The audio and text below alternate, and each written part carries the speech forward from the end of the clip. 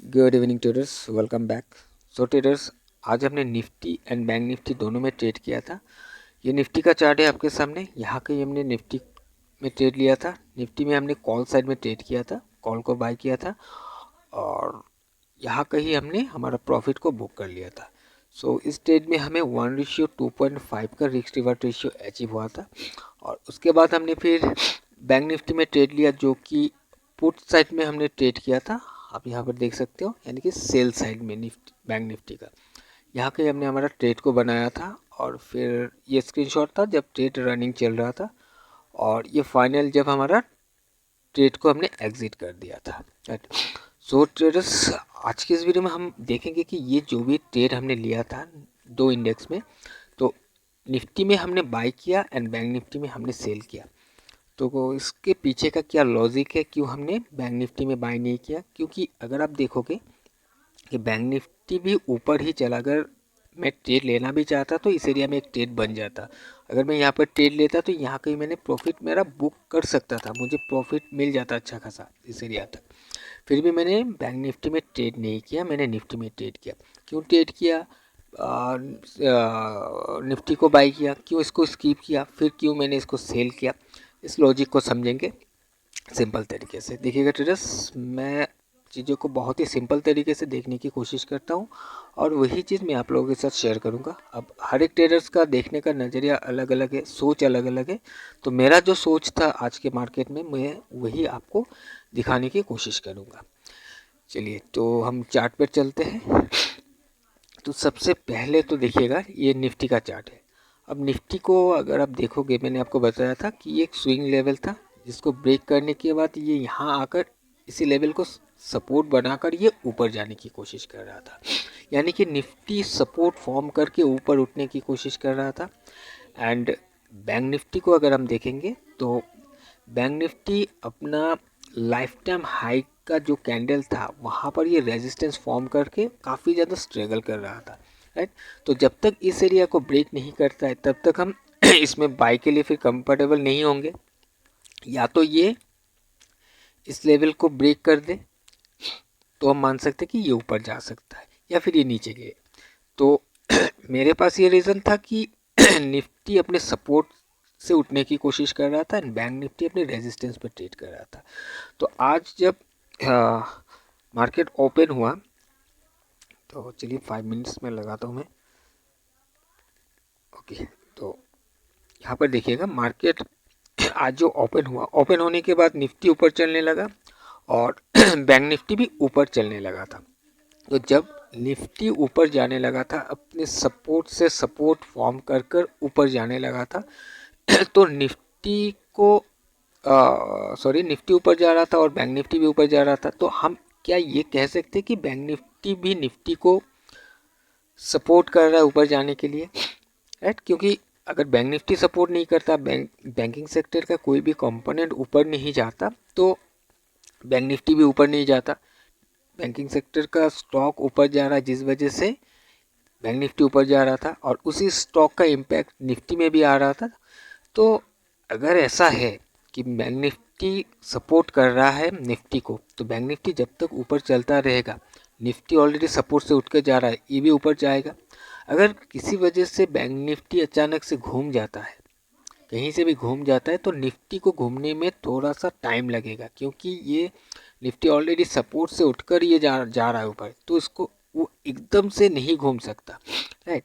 तो जिस वजह से मैंने निफ्टी में ट्रेड लिया था और बैंक निफ्टी में नहीं। अब बैंक निफ्टी से मैं, अगर बैंक निफ्टी के साथ में आपको बताऊं कि अगर मैं बैंक निफ्टी में इसी चीज़ को कर लेता कि बाय कर लेता, फॉर एग्जांपल कि मैं बैंक निफ्टी को बाय कर लेता यहाँ कहीं, और बैंक निफ्टी ऊपर चल रहा है और किसी वजह से अगर निफ्टी घूम जाता तो ये एकदम से नीचे गिर जाता, क्योंकि ये रेजिस्टेंस पर है, ये रेजिस्टेंस को ब्रेक कर नहीं पा रहा है, बार बार ऊपर जाने की कोशिश कर रहा है, रिजेक्शन लेकर नीचे आकर क्लोजिंग दे रहा है। राइट। कल के दिन को भी अगर देखोगे तो नीचे क्लोजिंग दिया है।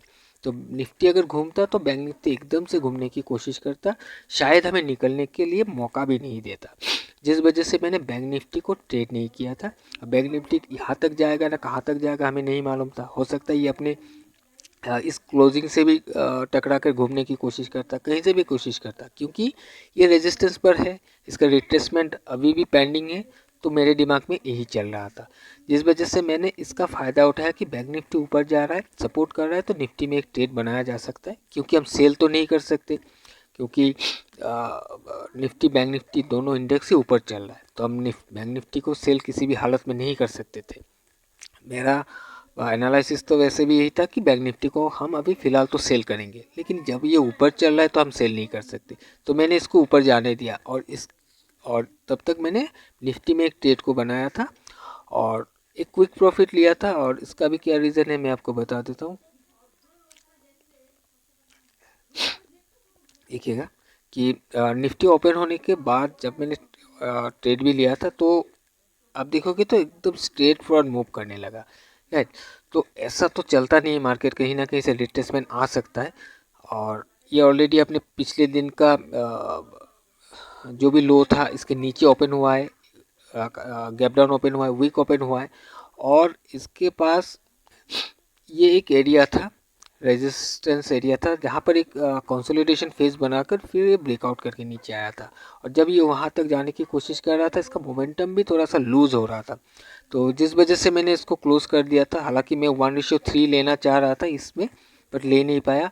बट फिर वो थोड़ा नीचे आकर मेरा 1:3 का टारगेट भी हिट कर दिया था, बट मैं पहले निकल गया था 1:2.5 में। और उसके बाद यहाँ कहीं इस एरिया से जब टकराने के बाद आसपास से ये घूमने की कोशिश कर रहा था, ऑलरेडी यहाँ पर हमें समझ में आ गया था इस एरिया पर जब ये घूमने की कोशिश कर रहा था, तो तब बैंक निफ्टी भी अपने रेजिस्टेंस जोन को, इस रेजिस्टेंस जोन का जो भी निचले वाला हिस्सा है, इसको टकराने के बाद आप देख सकते हो रिजेक्शन लिया, फिर ऊपर गया, नया हाई नहीं बना पाया, फिर ये लोअर लो का फॉर्मेशन करने लगा। तो यहाँ कहीं हमने ट्रेड को बना लिया था। अब देखिएगा, अब मैंने ट्रेड बनाया, ऐसा नहीं कि मैंने बनाया इसलिए यहाँ पर नीचे है, ये ऊपर भी जा सकता था, लेकिन मेरे पास ऑलरेडी एक प्रॉफिट था 1:2.5 का, जो कि मैंने निफ्टी से लिया था। अब अगर ऊपर जाकर मेरा स्टॉप लॉस हिट भी कर देता तो मेरे घर से कुछ नहीं जाता आज के दिन में, फिर भी मैं थोड़ा बहुत प्रॉफिट लेकर ही निकलता, क्योंकि 2 गुना से ज़्यादा मुझे ऑलरेडी मिला हुआ है और मैं रिस्क उतना ही लेता जितना मैं निफ्टी में लिया था। तो थोड़ा बहुत प्रॉफिट फिर भी मैं लेकर ही आज निकलता। और जैसे कि मेरा एक्सपेक्टेशन था यहाँ से गिरना चाहिए, वैसे गिरा भी है और मुझे 1:4 का ट्रेड आज के दिन में बैंक निफ्टी से मिल भी गया है। सो ट्रेडर्स, आई होप कि आपको समझ में आया होगा कि क्यों मैंने बैंक निफ्टी को स्किप किया बाय करने के लिए, और क्यों मैंने निफ्टी में ट्रेड किया, और बैंक निफ्टी में मैंने बाद में क्यों सेल किया था, राइट। तो बैंक निफ्टी का मैं आपको एक चीज़ दिखा देता हूँ, देखिएगा। ये रेजिस्टेंस जोन है, आपको मालूम है, तो इसको देखिएगा, इसको अभी ऊपर जाने के लिए जो बेस्ट होगा ये थोड़ा सा नीचे आए, राइट। जिससे मैंने पहले ऑलरेडी मैं 2-3 दिन से बताते आ रहा हूँ कि एक बार ये रिट्रेस करके, जब रिट्रेस करके किसी एक एरिया से सपोर्ट फॉर्म करके उठेगा, तो बैंक निफ्टी को एक स्ट्रेंथ मिलेगा, तो ये इस हाई को भी ब्रेक करके चला जाएगा।